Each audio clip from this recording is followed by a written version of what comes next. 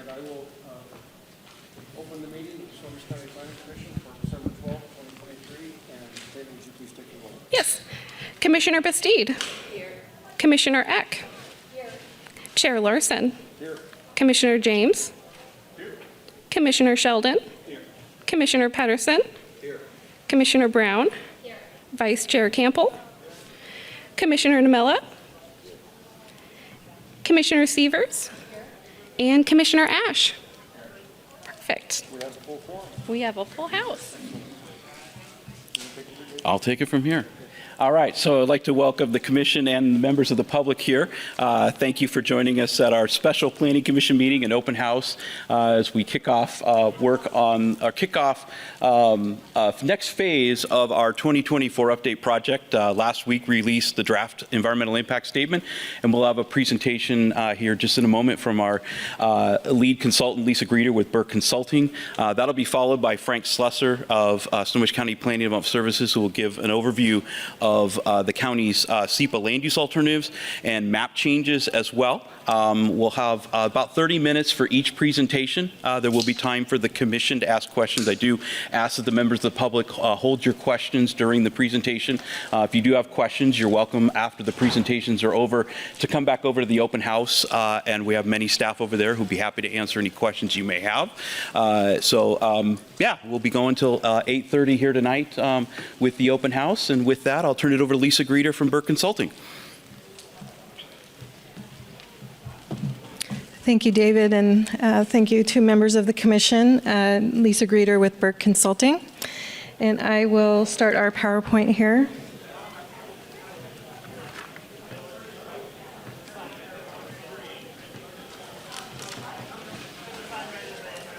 There we go.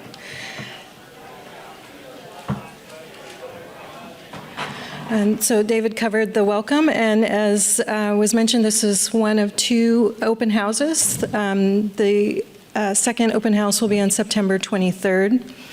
These two are during the draft DEIS comment period, and there are other opportunities for public engagement as well. So our main goal is to share more about the 2024 update and also learn about ways to stay involved. And in particular, we're talking about the environmental impact statement as a way to gain comments on the different choices and alternatives before the county. So I'll be covering some of the background of our work, the process of developing the environmental impact statement. I'll do a light touch on the land use alternatives because Frank will dive in more there, but I'll share a little more about how the EIS process can help the county develop a preferred alternative around which you could base the recommendations for the plan. And then give you a high level on the findings and mitigation measures in the EIS, and then again, how to provide comments.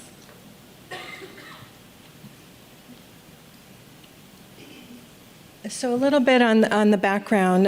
Snohomish County, just like other jurisdictions in the Central Puget Sound, is preparing a comprehensive plan update, a periodic review, and it's based on state goals and regional plans.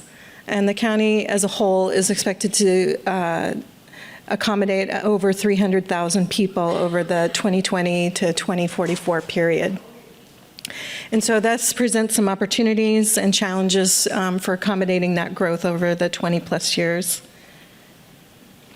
Consistent with the Growth Management Act, the county has been planning for a number of elements to its comprehensive plan: land use, transportation, parks, housing, capital facilities, the natural environment, economic development, a number of countywide topics, as well as climate change and resiliency.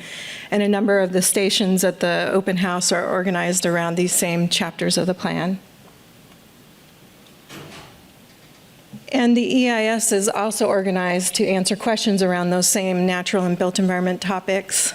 The purpose of the EIS is really to serve as an informational document and to help be a process to gain public input on those different ways of growing and changing over the 20 years. It's meant to identify what's on the ground today, what are current conditions, and then what would change as a result of each of the alternatives. And then where those changes are identified and considered to be adverse, what are ways to mitigate those impacts? And because this is a policy document, the comprehensive plan, a lot of the mitigation measures speak to different policy or regulatory choices. So the county has proposed a 45-day comment period. That's a little bit longer than the minimum. The minimum is 30 days. The county, recognizing it's an important process and a lengthy document, has put it out for a 45-day comment period. And then the final environmental impact statement will cover responses to the comments that are received, as well as a preferred alternative. So we're kind of in the middle of the process. Over on the left-hand side, the EIS process started with a scoping process, which is a process to ask what kind of topics should we cover and what do you care about the county studying in the alternatives. And that was combined with a visioning process for the comprehensive plan update. And then the county spent some time after fall 2021 in the scoping to develop those alternatives and to set the docket applications and prepare the draft plan. And so we're sort of in the middle. We are here in fall 2023 with the 45-day comment period. Elements of the draft plan are also available for review. And then once the comment period is completed and the comments are collected, the county will spend some time developing that preferred alternative with the Planning Commission and the public. And then the final environmental impact statement is anticipated next spring or summer 2024. And the county has to finish by the end of 2024. So that'll be the county council taking the recommendations of the Planning Commission.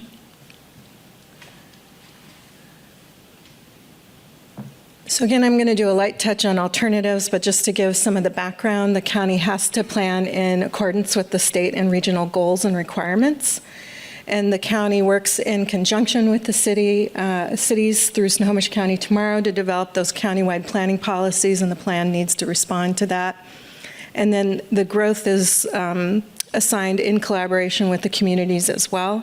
There were initial growth targets set forth that started the planning process, and you'll see that reflected when we talk about the alternatives. After the county and cities go through their planning processes, there's a point of reconciliation of the plans. The county is also responsible for setting urban growth boundaries, so the alternatives do look a little bit at differences in the urban boundaries based on the docket and county council resolutions. And the county has to also then prepare a plan for the areas it manages growth for in the unincorporated urban and rural areas. And so each of the alternatives also addresses different land use and zoning for those unincorporated areas. We talked about the regional plans helping shape the county plan.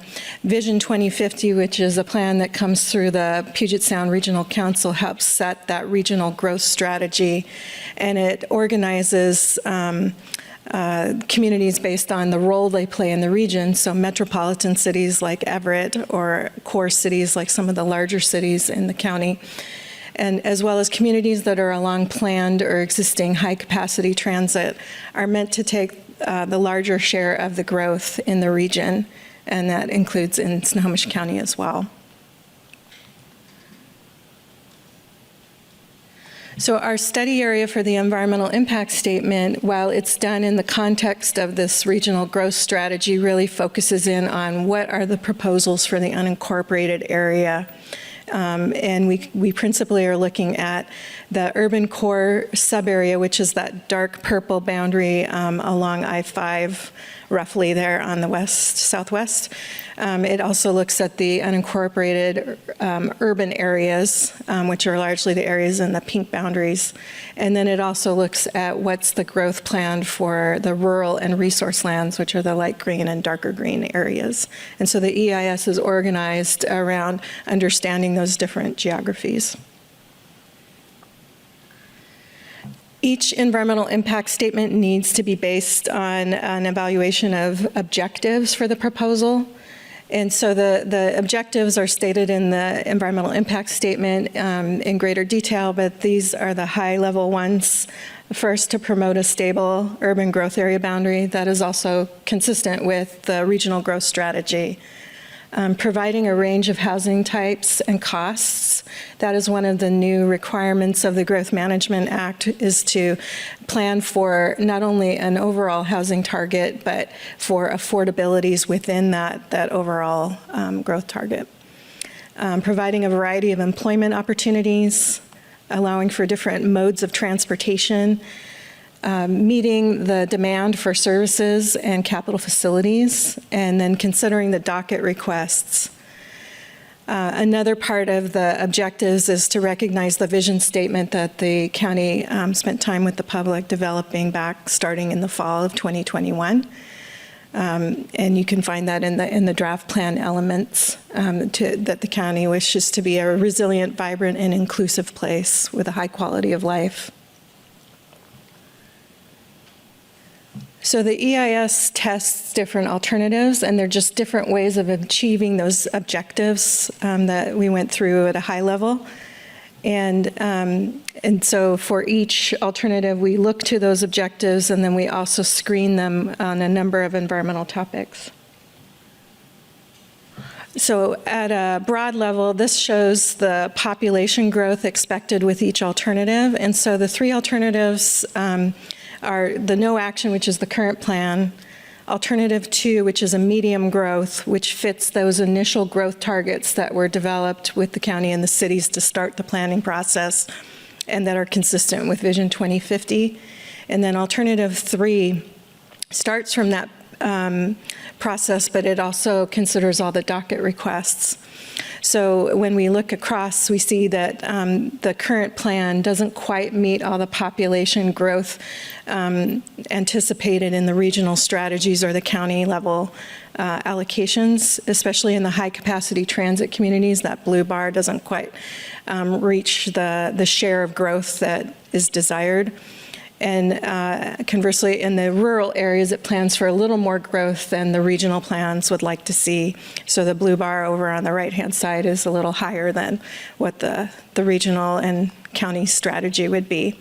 Alternative 2 fits all of those different communities, the allocated growth. It's based on that initial growth allocation.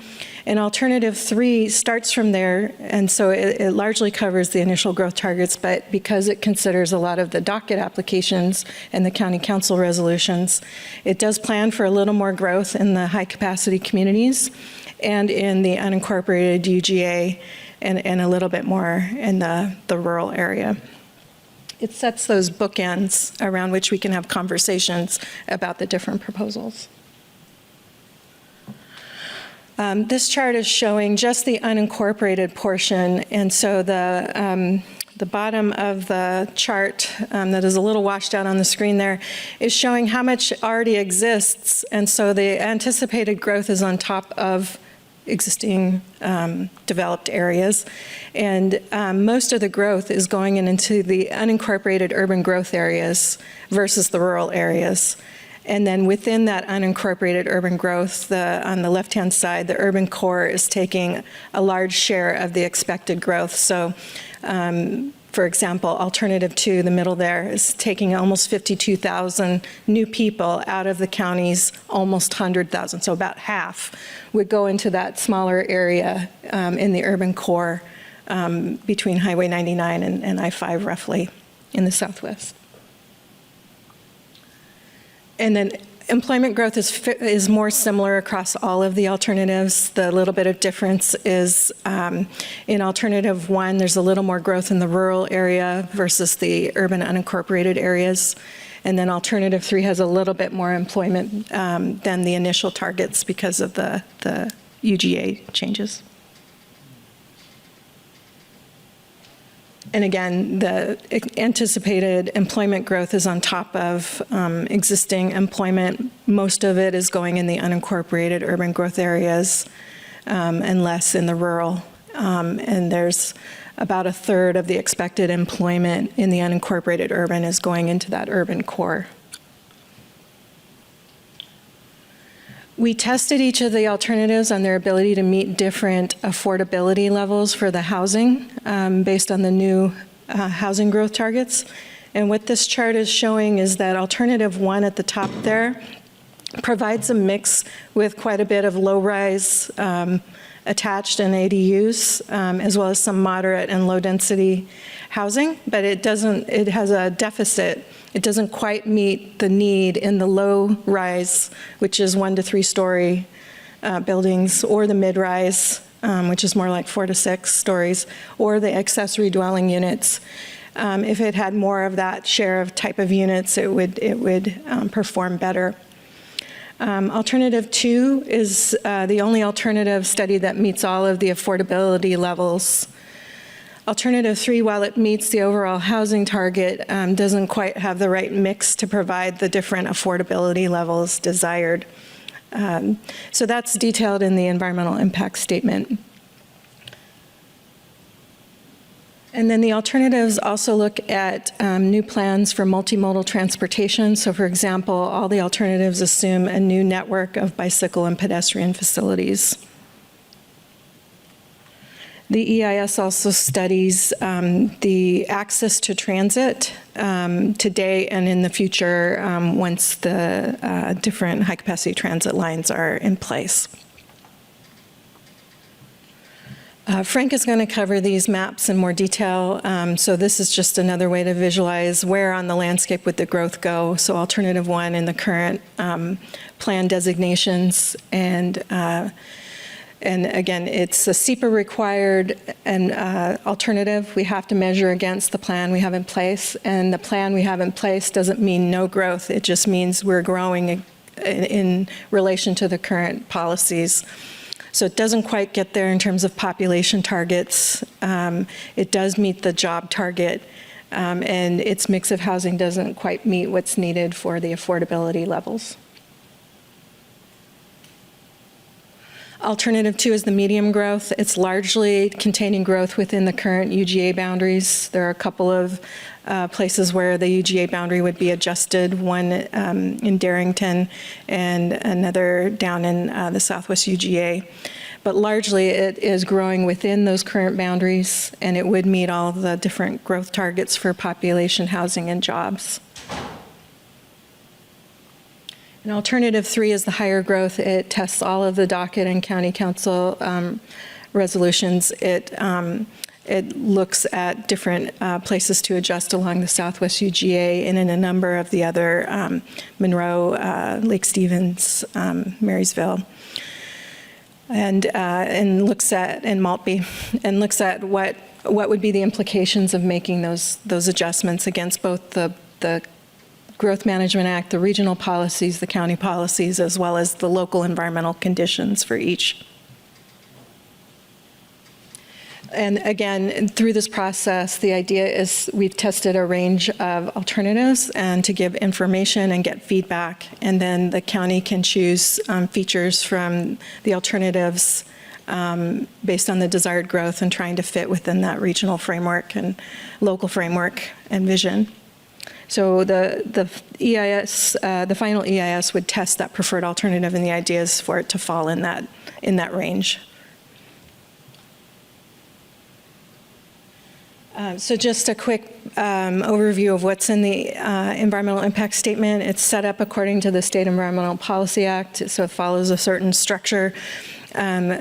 I would suggest you could start with the summary. It's a lengthy document overall, but the summary will give you a sense of comparisons of the alternatives and the results, and then you can use that as a way to go into the third chapter, which is the lengthier one. And on the right-hand side in the blue box there are all the topics that we covered around the natural and built environment. To look at the range of issues and implications of the alternatives. The county also spent time to develop objectives and metrics around equity and climate change. And so the EIS reports on that with each environmental topic and compares the alternatives. It also includes some of the information the county has been developing through the Climate Vulnerability Index. This is one of the several maps that the county has prepared and that you can see in the open house room. But this is adaptive capacity, which is where is there populations or places that are less able to respond to climate stressors. And so you'll see in the Southwest UGA, but also Marysville and some of the other cities, some places where there's a lower ability to adapt to climate stressors. And so the county has developed strategies to address that. But we've also kind of tested the alternatives in terms of how well they meet those objectives that the county set forth early on in the process through the scoping process. And so the alternatives, some of them, the minus sign is they partially meet an objective, an equal sign is they basically meet an objective, and a plus sign is they more optimally meet the objective. So there's, how well does an alternative reduce vulnerabilities to the impacts of climate change? Alternative 1, as an example, was not designed to do all of those things. The county is now doing a new climate change and resiliency element per the new law and has done some evaluation. So alternative 2 does a more optimal job, and alternative 3, it depends on the geography as to how well it's doing. That's just a way to read this chart. And then for a number of other objectives around displacement or vehicle miles traveled or equitable distribution of public services and so on. So each of the alternatives in that Chapter 1 summary, there is an overview of these objectives and how well the alternatives perform. And then Section 3.1 of the EIS covers the natural environment, so it goes over earth, air quality, surface water, groundwater, and fish and wildlife. And the alternatives have differing abilities to cause adverse impacts or have built-in policies or regulations that help mitigate those impacts. So in some respects, alternative 1 has higher impacts because it not only grows in the urban areas, but it puts more growth out in the rural areas where there tends to be more intact habitat or natural systems. So that's why sometimes it has a higher impact. And for alternative 3, in some respects, because it's converting some rural areas into urban, it would make a change in terms of impervious surface or other things that could affect those natural systems. So that's why sometimes it is on the higher side. But there are mitigation measures for a number of these in terms of the new critical areas ordinances or different ways of incentivizing green building or strengthening other policies around climate change, groundwater protection and delineation and so on. And similarly for the built environment, that's Section 3.2. We cover land use plans and policies, population, housing and jobs, and cultural resources. And so again, the alternatives vary in their potential for impact depending on the geography. So for plans and policies, it's how consistent are the alternatives with those regional policies. So for example, alternative 2 more closely fits with those growth targets and the regional growth strategy than alternatives 1 or 3. And so those are just some quick comparisons, and there are also mitigation measures about how you could improve the alternatives to better meet the requirements or avoid impacts, such as to cultural resources. And then for transportation, energy, public services, and utilities, in general, alternative 1 has medium to low impacts because it has slightly lower growth overall. And so a lot of these services are driven off of growth. But sometimes if the growth is further afield, it's harder to serve. So sometimes you'll see a little bit more impact from alternative 1 because the dispersion of the growth. Whereas alternative 2 co-locates the growth in areas where there's already more services and infrastructure. And alternative 3, because it's expanding in some of those urban areas, further out, there's more demand and need for infrastructure improvements. And again, there's mitigation measures. So for transportation, there's some particular locations as well as programmatic ways to address transportation through transportation demand management, for example, as well as other ways to address some of the other service and utility demands. You'll see in the EIS that there are some particular locations where there's roadway impacts identified, and most can be mitigated. There's one location that's likely to have a residual impact despite efforts to mitigate. So you'll be able to see for different areas of the county which alternatives affect different areas and what the mitigation options are. So I believe through the open house, there's opportunities for Q&A,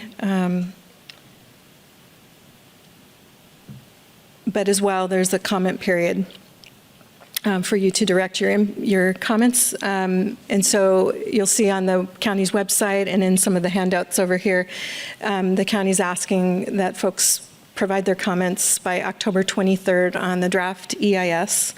And there's an email address to send it to. You can. There's also an address to send a regular mail as well.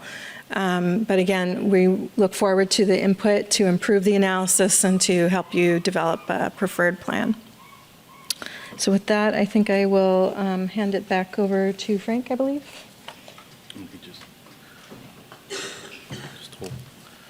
So while we, does the commission have any specific questions about the draft DEIS? And I'm going to grab the microphone. It's working. I was curious about the docket requests, and is there a list of them in the DEIS? And how did you choose whether to put them in alternative 2 or 3? There is a list in chapters 1 and 2 with a map, but I'll let David speak to that. The second part of your question will be answered by Frank's presentation. Any other questions about the draft DEIS from commissioners? All right, thank you, Lisa. Frank? Thank you very much, Chair Larson, members of the Planning Commission. Thank you for giving me the opportunity here tonight to brief you on the map alternatives for the 2024 update. And also thank you all for joining us tonight for the open house. For the record, Frank Slusser, Snohomish County Planning and Development Services. So I'm here to give, let's back that up a bit, to give an informational briefing. There's no action expected tonight. There will be a hearing held in October 24th, with potential follow-up dates if necessary, the 25th and the 26th. And then the deliberations in November, and that is when the Planning Commission will be taking action. I have a lot of slides, and my presentation is expected to be 30 minutes, so I'm going to go quickly through some of the slides. So hopefully the PowerPoint will be available on the website later, because there's a lot of information in the PowerPoint, but I won't have time to go through it all. So the purpose of the briefing tonight is to provide an overview on the 3 map alternatives for the 2024 update, and also to share the staff recommendations on the docket proposals for the docket 21, the final docket. There will be an opportunity for commissioners to ask questions and provide feedback to me. And detailed staff reports were provided in advance of this briefing. They were provided earlier today, so you may not have had a chance to look at them in detail. And they were strangely attached to the agenda for the next Planning Commission meeting, but they were provided.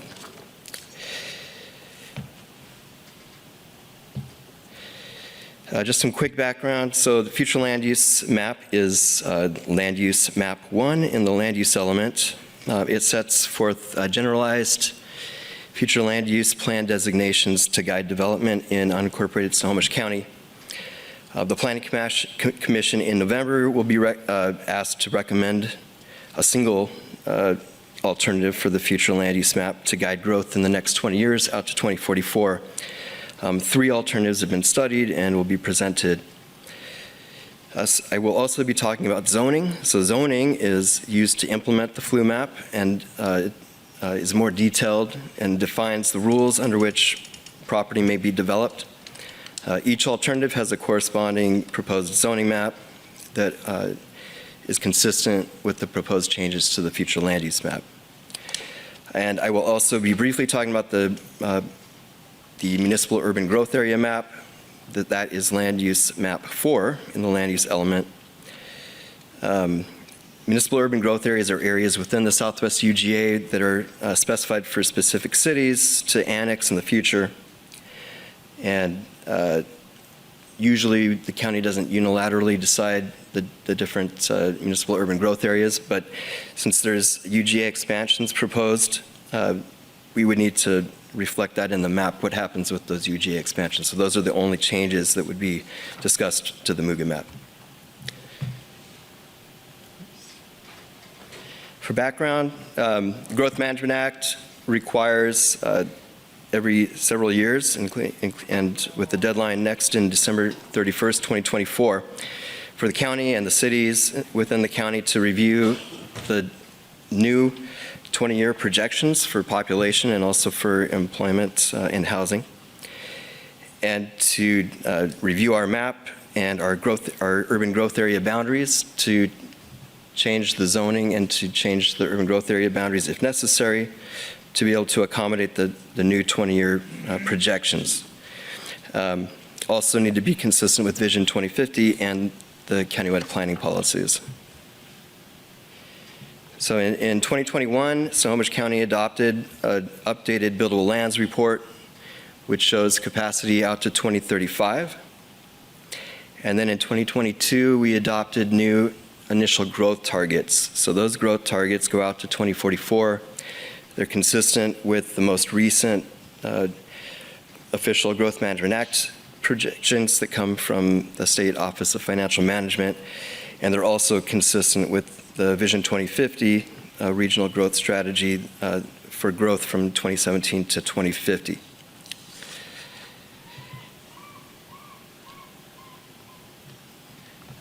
So this table here, this is an extract of a table that is included in the staff report. This shows the population targets for some of the larger areas within the unincorporated area and the cities for the high-capacity transit communities regional geography. So Lisa spoke to the regional geographies that are in the Vision 2050. The metropolitan cities, the core cities, and then the high-capacity transit communities are the areas where most of the growth is focused. That's consistent with the Vision 2050. And when we compare the 2035 capacity to the 2044 targets that we adopted, we can see that in each of our municipal urban growth areas that are in the high-capacity transit communities, there are deficits in capacity. So that's 2044 growth target compared to 2035 capacity. In the Edmonds municipal urban growth area, it's a fairly small difference. But they are very large differences in all of the other municipal urban growth areas for Bothell, for Everett, for Linwood, for Mill Creek, for Mukilteo, and the Larchway overlap. That's an area that is in both the Mill Creek MUGA and the Linwood MUGA, so we separate it out. So that's its own separate area. So those are significant discrepancies. I'm not going to speak to the other areas. We don't really have large discrepancies. We don't have any discrepancies in the other parts of the unincorporated county for population. And for employment, there are very small discrepancies in many of the different areas that there's not as much of a need to focus on resolving those. But focusing on resolving these large differences on population generally helps resolve those other differences because they're small.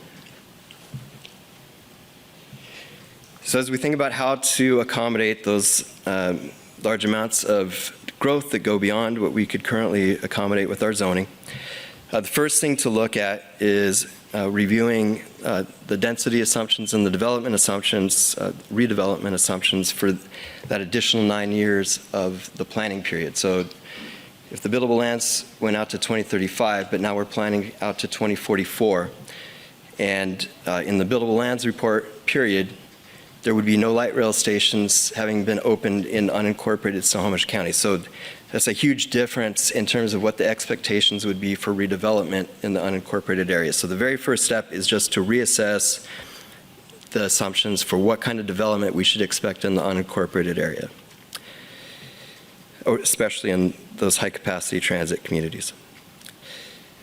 Next step is to look at reasonable measures. So under GMA and under the countywide planning policies, we need to look at what can we do to accommodate more growth within the existing urban growth areas, and that's the next step. That can include new regulations, but it also, under GMA, we are to review the future land use designations and the zoning to see if we can allow more development within the existing urban growth area.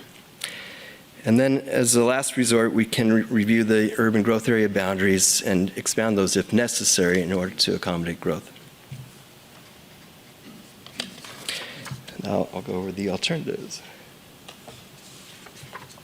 So we have three alternatives. Alternative one is no action. That is literally the adopted plans. It is a lower growth alternative because there's not enough capacity, as we were just discussing.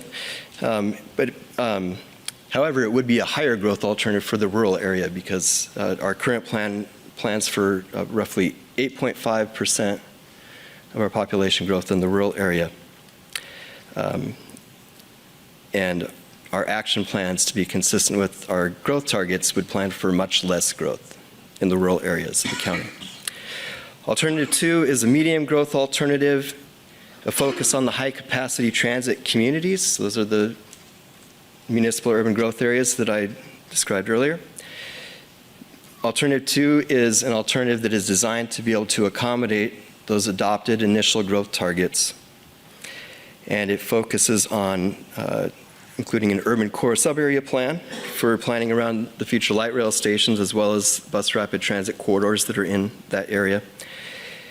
And also a fairly extensive review of areas that are within those high-capacity transit communities that are currently zoned for low-density urban single-family, and where it is appropriate to rezone those to allow medium density. So normally what we see in medium density neighborhoods is small lot single-family or townhouses, and it also allows smaller apartment projects, but those are less common. And we really focused in areas, so not only in the high capacity transit communities regional geography, but specifically in areas that have light rail, bus rapid transit, but also local bus service or transit emphasis corridors that could accommodate bus service in the future. Alternative three is a higher growth alternative that does look at UGA expansions. It includes all of the public initiated docket requests, and council-initiated map amendments to expand UGAs. I should mention, and it's on the slide, minor UGA adjustments are included in Alternative 2 as well, but Alternative 3 has more of that. Alternative 1, no action. I'm just going to quickly go through. This is the existing future land use map, just to orient you, so I don't need to cover this for each of the other maps. The way this is set up is that you have, outside of the urban growth area, a lot of the area is kind of greenish colors, and light greenish colors. And then inside the urban areas, but in the areas where we plan for lower density growth, like single family, those are kind of the neutral tones. And then the darker colors indicate higher intensity development. So that's kind of just the way that these maps are designed.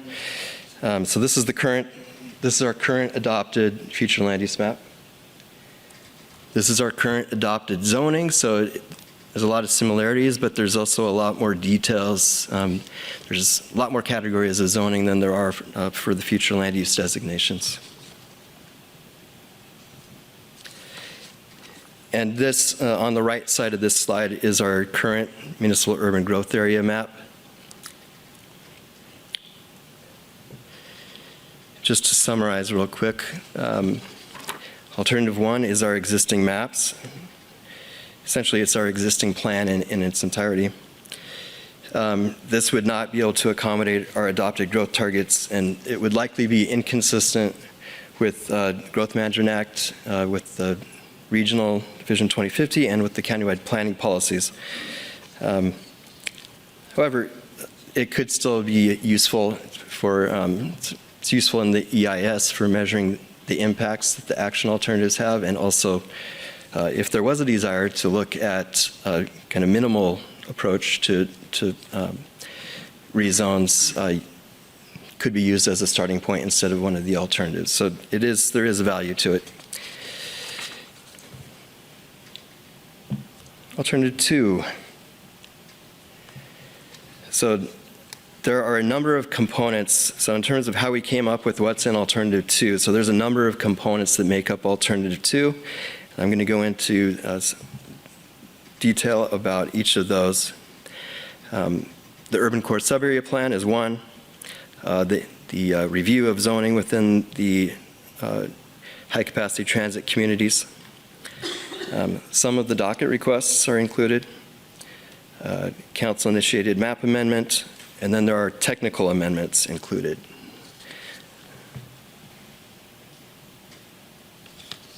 This is the Urban Core Subarea Plan. So this has been developed through extensive public outreach over the last 5 years, including surveys about preferences about where growth should be accommodated within that area and what types of development should be encouraged in different locations.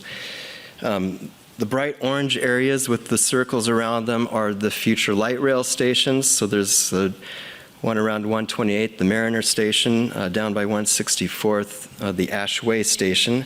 And then by Airport Road and Highway 99, that's a provisional station at that location. The bright orange areas, so currently those essentially, not exactly, are already designated urban centers. And we're changing the name of that designation to light rail community.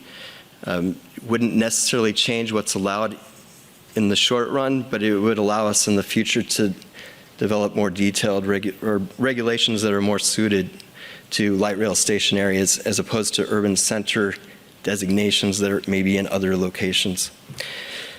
Along Highway 99, you can see the blue with the diagonal lines through it. That's a new designation that we're proposing to create that's for corridors that are served by bus rapid transit and or buses, but within the urban core subarea. And it's called the mixed use corridor, so it's a designation that would be supportive of higher density growth around bus rapid transit stations, for example. And essentially it's taking the place of a number of different designations that are there currently that allow us, some of those designations allow high density multifamily apartments, some of them allow commercial with some residential. So instead it's creating a single designation for those areas to better be able to plan for the future around those transit corridors. There are some other areas that are proposed for redesignations here as well. You can see it up on the screen up there pretty well. So on the east side of I-5, there's an area that is proposed to be redesignated to urban medium density residential that is currently low density. On the west side of I-5, those areas are all already urban medium density residential. So this way, the urban core subarea, all of the single family neighborhoods would be designated urban medium within the urban core subarea. Next, I'd like to talk about the high-capacity transit communities infill review. So this is focused mostly, not entirely, on looking at areas that are currently designated urban low-density residential, ULDR, that are appropriate for redesignating to urban medium-density residential, or UMDR. We also, in a very small number of cases, also looked at places where UMDR could be high-density residential. But for the most part, it was focused on the ULDR to UMDR. So there's a number of criteria for identifying the areas that are appropriate. Number one is that within a given community, changing the zoning in that area would actually create capacity. So some areas are just subdivided in such a way that there just would be no capacity by making that kind of designation change. We also look at areas that are already near existing medium or higher density or commercial areas, and areas that are served by transit, including local bus service, or are on transit emphasis corridors planned for transit service in the future, but in the meantime, they're waiting for the amount of people in those areas to be enough to support the transit. We tried to avoid designating just individual properties out in the center of a big neighborhood of single family, because we want to make sure that we're able to provide the kind of infrastructure and services, including bus service. And if you just have medium density kind of scattered in among low density, I know that there's good aspects of that in terms of housing affordability, but it doesn't help with the mobility for the people that live in those areas. It just adds to, because you can't really provide bus service to random locations like that.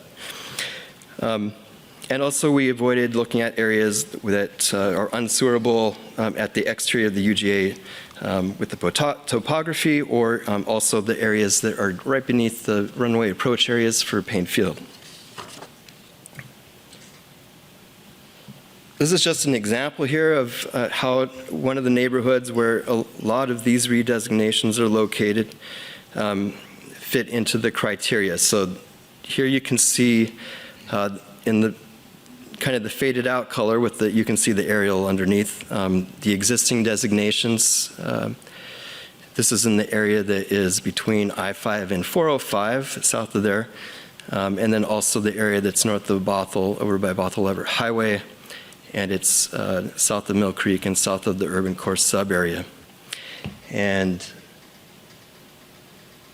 this slide shows the transit service in those areas. And this is including proposed transit in the future. So the bluish areas represent 1 mile radius around future light rail stations, which doesn't really come into play much outside of the urban core sub-area. Half a mile radius around the bus rapid transit station areas. And you can see some of those on Bothell-Everett Highway kind of stand out.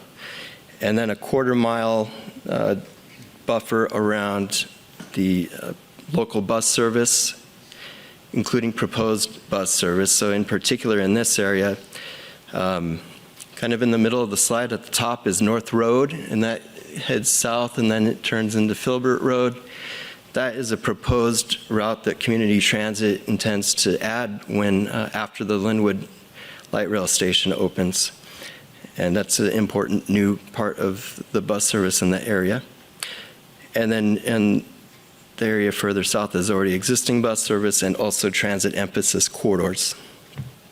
And just to point out, where those proposed urban medium density residential designations are, how much of those are covered by those buffers around those transit service. That's just an example of the way that the approach was applied.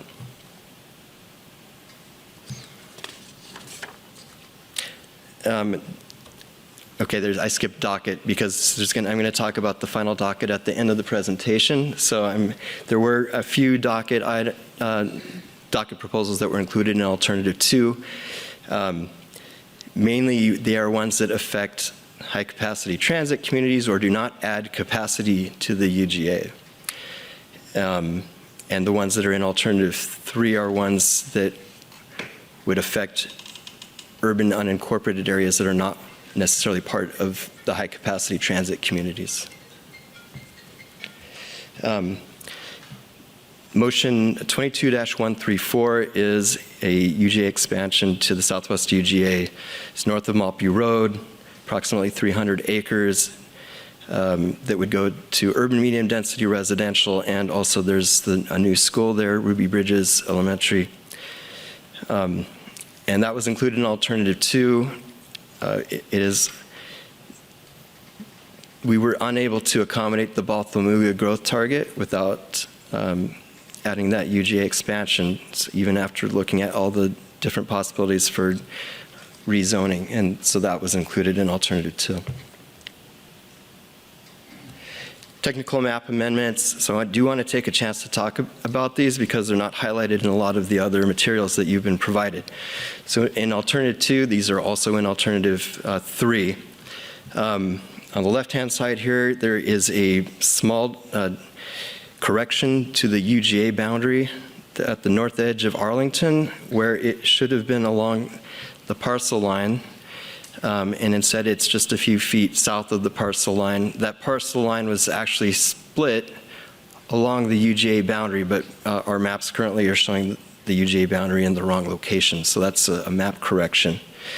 On the right-hand side, this shows Darrington, so this is a good chance to see up close with the Darrington docket proposal that was studied in both alternative 2 and alternative 3, a UGA swap to remove the area to the west, so west of where there's the thick magenta line, and put that area back to mainly resource uses, and then add an area to the north and to the south. You can hardly see the area to the south.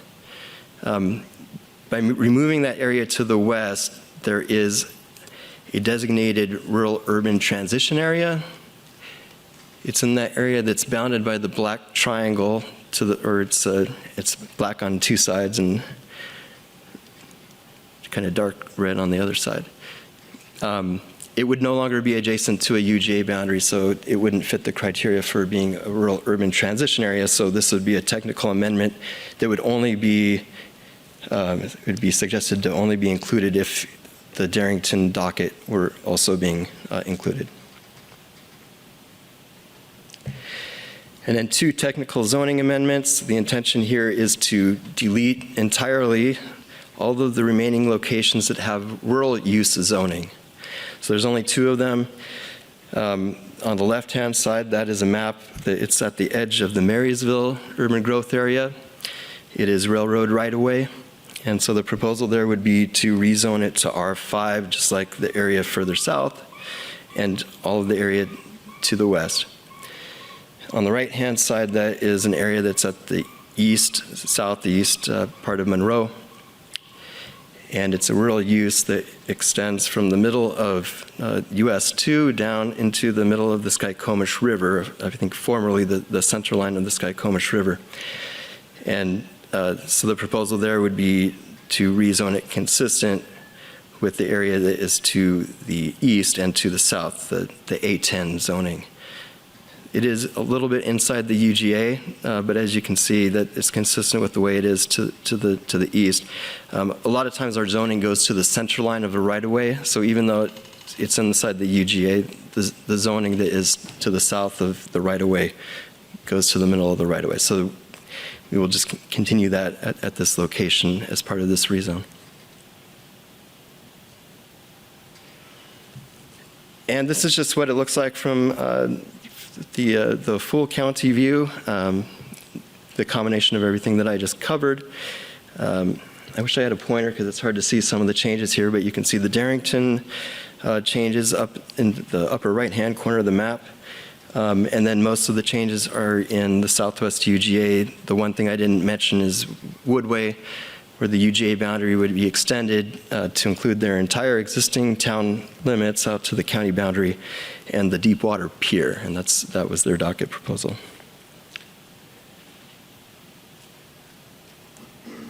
This is a close-up of just the southwest UGA, so you can see those changes a little bit more clearly. A lot of those I've already spoke to in the other slides. Just some statistics real quick for alternative 2.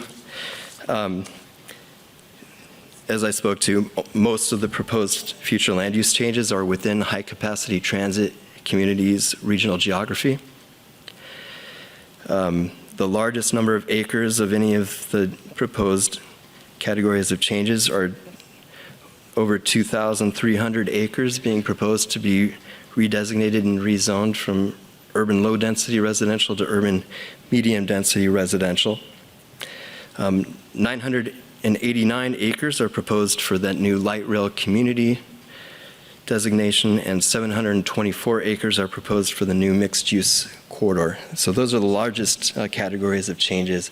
There's a full table in the staff report that was forwarded that shows all of the different acreages affected. Here's the countywide zoning map that would include implementing zoning. So all those areas that are affected are the changes correspond to the designation changes. In most cases, there's kind of a one-to-one match. For the urban medium density residential, both R7200 and LDMR, which is low density multiple residential, are considered appropriate implementing zones. So in different locations, either one of those. The staff report goes into detail more about how that was differentiated. And this shows the MUGA map. So just the only changes here are just to show where differences in the Southwest UGA will be, how those would be categorized. And in alternative 2, the Southwest UGA expansion to the east is being shown as proposed Bothell MUGA because it was used in order to help accommodate the Bothell MUGA growth target.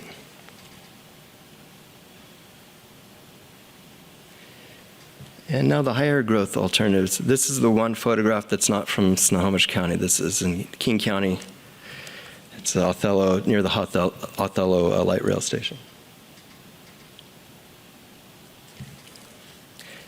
Okay, the components of alternative 3, again, it's almost all the same as alternative 2. Urban core subarea plan, the infill review, almost exactly the same. It does include all of the final docket proposals and basically the full extension of all the UGA expansions included in the council motions. So the one motion that was in alternative 2 is not in alternative 3, but the same area is overlapped with one of these other proposals. And it includes the same technical amendments as alternative 2. I'm going to go quickly through these next few slides. So Council Motion 22090 is a larger version of a Southwest UGA expansion. Generally uses a utility easement that's fairly prominent that runs all the way along the east edge of the area, all the way down to King County. It does veer a little bit into the properties as you get right towards the King County line. For Lake Stevens, there are 3 small areas covered in the motion 22-095 initiated motion. So it covers 313.5 acres. That includes right-of-way in that total. So there's an area 216 acres to the west, 11 acres to the south, which is an area that is already basically developed with commercial. It's right along State Route 9. And then 86 acres to the east that includes the former Lake Stevens landfill site. And for the Maltby UGA, there would be an expansion of 255 acres. In this case, that does not include the right-of-way, so there's a little bit more acreage in right-of-way. The largest part of it is to the north and the west, to extend up to the intersection of Maltby Road and State Route 9, with a combination of urban commercial just at that one intersection, and then urban industrial and public institutional. There's a lot of public-owned land in that area, so a lot of areas would be brought into the UGA that wouldn't necessarily affect their use because they're public uses, but also some areas of urban industrial would be included. And south of the Maltby UGA, there's an area that would include 11 acres for urban industrial that overlaps with one of the docket proposals, and also a school district property for North Shore School District, 100 acres for public and institutional use.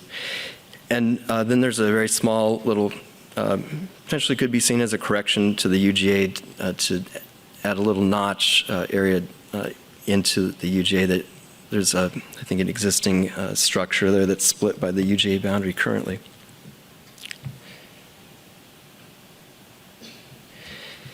And for the Monroe UGA, motion number 22-099, an area of 68 acres to the west part of the UGA to be added. This is an overview of what the map looks like for alternative 3. There are several UGA expansions in Lake Stevens. It's hard to see them at this scale. You can kind of see the one to the west side. The south one is just that little pink thing that sticks down from there. Down by Maltby, you can see the big blue areas that kind of represent all the public institutional property proposed to be brought into the UGA. Along the southwest UGA, you can see how there's that straight line where currently the UGA boundary is fairly jagged and irregular. It creates not quite, but a fairly straight boundary along that area. And Monroe, you can see the area, the council motion that is to the west, and you can kind of see also a docket proposal that's for the Monroe UGA that's to the north, kind of surrounded by the blue diagonal lines. Some statistics on alternative 3. Again, the acreage for the redesignations are the same for urban low density to urban medium density and for the light rail communities and for the mixed use. So the big difference is that in this proposal there would be over 1,000 acres added that are currently rural. There would be UGA for urban residential. That does not include the urban industrial or the public use. So over 1,000 acres for residential uses would be added to the UGA. There's the zoning consistent with the proposed designation changes. And the MUGA map. So this one is a little bit different than the other one in the sense that all the UGA expansions on the southwest UGA would just be proposed to be included as unclaimed gap areas.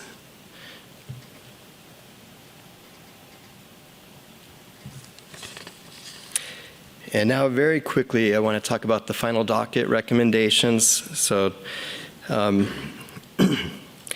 2022, the County Council did place 10 items on the final docket for us to study as part of the environmental impact statement. One of them was withdrawn, so there's 9 that were studied in the EIS. Consistent with the county code, we are required to review them according to specific criteria and then forward as a staff recommendation to the Planning Commission. So we have done that. 9 staff reports with recommendations provide a lot of detail for each of those and the rationale and findings for the recommendations. And I'm just going to quickly show you a summary of what the recommendations are. And just to note that the Planning Commission will be asked to make a recommendation on each of the docket items in addition to making a recommendation on a recommended alternative. But it will be important to make sure that what you recommend for the docket are included in your recommended alternative for the future land use map. So this slide, this lists roughly half of the docket proposals. And it shows you the name of the docket proposal, and then it describes what the proposal is, it describes the location, and then it shows you whether they were consistent with the criteria or not, and then the recommendation, and then it tells you if they were included in one of the alternatives. On this slide, all of them, the recommendation is to deny.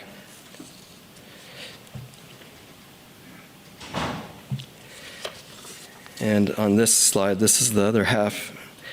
These ones all affect the southwest UGA.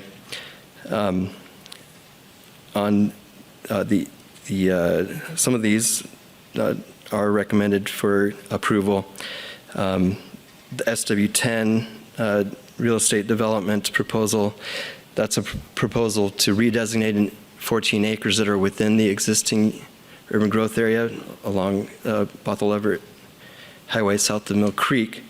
from urban industrial to urban center. It is an area that the urban industrial use would be directly next to a high-density detached condominium project, commercial uses on many of the properties surrounding existing urban village designation across the street. And so it does seem like it would fit the criteria for a redesignation from urban industrial use, because talking about high-intensity industrial uses, 24-hour operations with noise and lights, not necessarily appropriate in that area, but an urban center would provide significant capacity to accommodate growth that is needed to accommodate the growth target for the Mill Creek Municipal Urban Growth Area. Next proposal down was withdrawn, so not evaluated.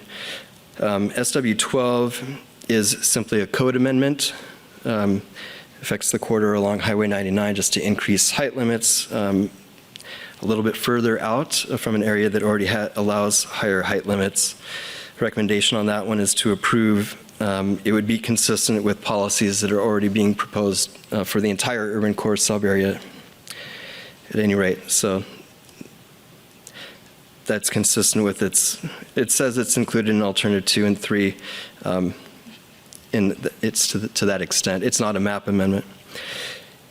SW14 would be a UGA expansion. It's covered, overlapping, I should say, with the motion 22-090, Southwest UGA expansion. It only affects 10.7 acres, Southwest Drum Road, and the recommendation here is to deny. It would not be adding capacity within existing high-capacity transit community, and that's one of the biggest criteria of why a lot of these are being recommended to deny. SW17 proposal by Woodway doesn't create capacity. It creates more logical potential future jurisdictional boundary for the properties within that area if it were annexed by Woodway. For example, the Deepwater Pier is already halfway, in terms of the support structure, it's already halfway inside of the UGA, and then the pier itself is outside the UGA. But if there was the need for maintenance, having that pier outside the UGA potentially puts it under 3 or more jurisdictions if there was a need to do maintenance on the pier, and would also be confusing if there was a need for any kind of emergency services or that type of thing. So if there is the desire, and I know that Woodway is moving forward with an annexation proposal for the existing Woodway MUGA, it would make more sense to have that entire structure in a single local jurisdiction.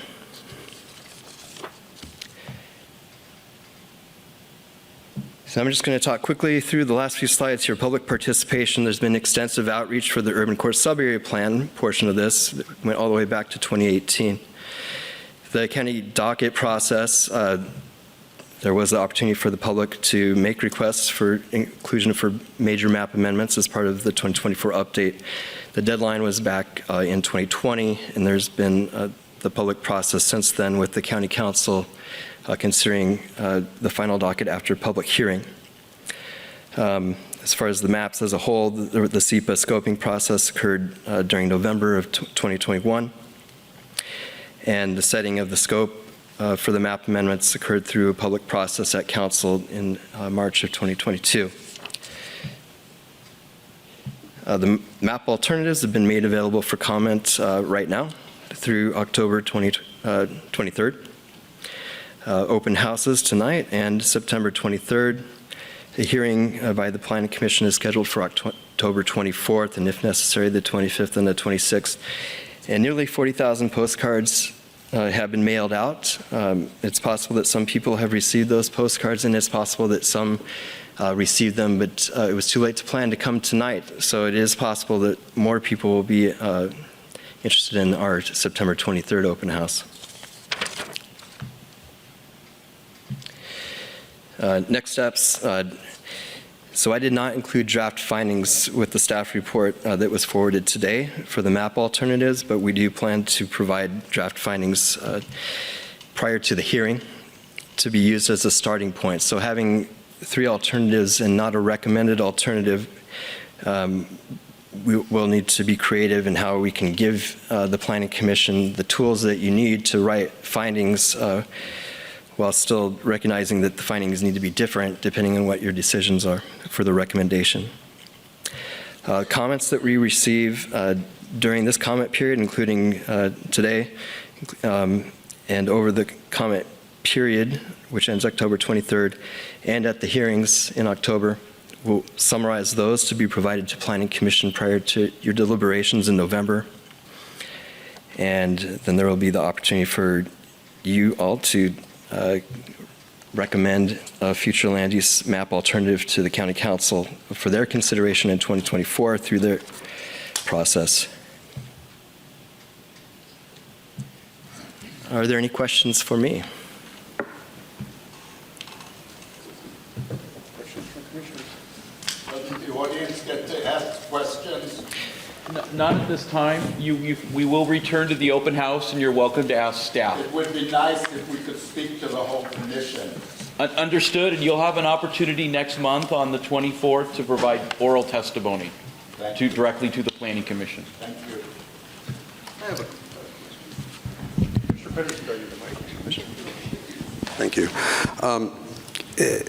Looking at Plans 1 and Plan 3, Plan 1 seems to put too much growth in the rural areas, and Plan 3 kind of expands the urban growth areas in a couple of communities by sort of eliminating rural area. Am I seeing that correctly?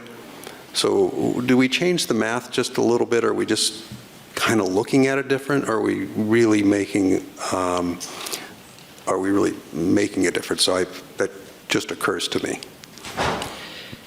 So that is one of the considerations that you can take into account. So the growth in those particular areas, if it was rural, even with the no action, would be a lot less than it would be if it's added to the UGA. But by planning for sufficient capacity within the UGA, that is a big step towards helping us reduce the amount of growth that is extended throughout the entire rural growth area. So that's a way to look at it. But that's part of the trade-offs that need to be considered. Yeah, if I could just add in. So as was mentioned in Lisa's presentation, as well as Frank's, the regional growth strategy establishes a control total for the amount of growth that we can plan for in the rural areas. In Alternative 2, it's roughly 10,000 growth over the 20-year period. So the rural area is vast, as you saw by the maps. There's a lot of land that's zoned for rural residential development, even outside of the areas for ag and forestry. Essentially, we have more capacity in our rural areas than we do amount of future growth. So even if we do look at adjustments to UGA boundaries, it's still leaving us with a very large surplus of capacity in the rural areas relative to the amount of growth that we're planning for. So the ratio is small. Yeah. Other questions? All right. Oh, go ahead. The question is the October 24th or 26th, is that set so these people know they can make their... Yes, yes. So the plan is that beginning on the evening of October 24th, we will be doing a hybrid meeting, meaning that we will be in person over at the county campus at the public meeting room. We will also, so we'll allow people to be in person and provide public testimony, and then we'll also take public testimony online as well.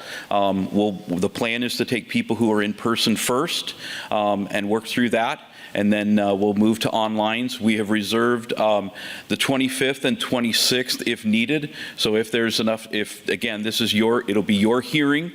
We'll do some time checks along the way relative to how many speakers we have left. In 2014, when you did this, we did one night of testimony, got through 70 people, and concluded by just after 9 o'clock, starting at 5:30. So again, depending on interest, we do have 2 additional nights reserved for testimony for you, should you need that. And then 2 weeks after that, we will begin deliberations on November 14th. And again, we have 3 nights reserved for your deliberations. Again, back in 2014, when we did the last update, the commission did need 3 nights for deliberations to get through all the material. So you do have a regular meeting coming up in 2 weeks on the 26th. We'll be doing a wrap-up briefing of some final, I don't want to call them last minute, but that's the best word I can say, is last minute changes since you've been briefed on all the elements. We'll also talk about the roadmap to getting to recommendations. So I'll go through the logistics of your hearing, your deliberations, talk a little bit about some things that Lisa highlighted about the parameters and the bookends of the DEIS. So that will happen at your regular meeting on the 26th. You do have other agenda items that will precede that. You have 2 public hearings on ADUs and a public hearing on the annual CIP. Information that just maybe they saw over here, but we saw here? Yes. And with their numbers, so we can call them for different questions that we have? Yes, so we will have this presentation uploaded on the Planning Commission website. Might be tomorrow. That may be the soonest we'll get it. Obviously, it won't be tonight, but we'll try to get it up there tomorrow so that you all have access to that, as well as members of the public that are here and those people who are not here. We'll get this. There's a lot of material in this presentation. There was a lot of material in Lisa's presentation as well. We'll have that posted also for the benefit of everybody to take a look at. And yeah, if the commission does have any questions, following, again, please email them to Taylor, the clerk of the Planning Commission, so staff can answer them. If there's no other questions from the commission, this is your meeting, Chair, so I'll let you close it out. I just want to thank everybody for coming. This is a Movable rare table. opportunity for us to listen to you and talk with you in person. Most of the time, the hearings are very dry, very quick, 3-minute speaking, that sort of thing. So we enjoy this. We hope you guys do too. It's a little dry, but welcome to our briefing. And let's look forward to talking again over in the other side of the hall. With permission of the commission, I'll go ahead and adjourn us now, and let's get over and get back in the open house. Thanks for coming. All right. So you're welcome to come back over to the open house. We're here till 8:30 to answer any more questions you may have. And thanks for coming out this evening.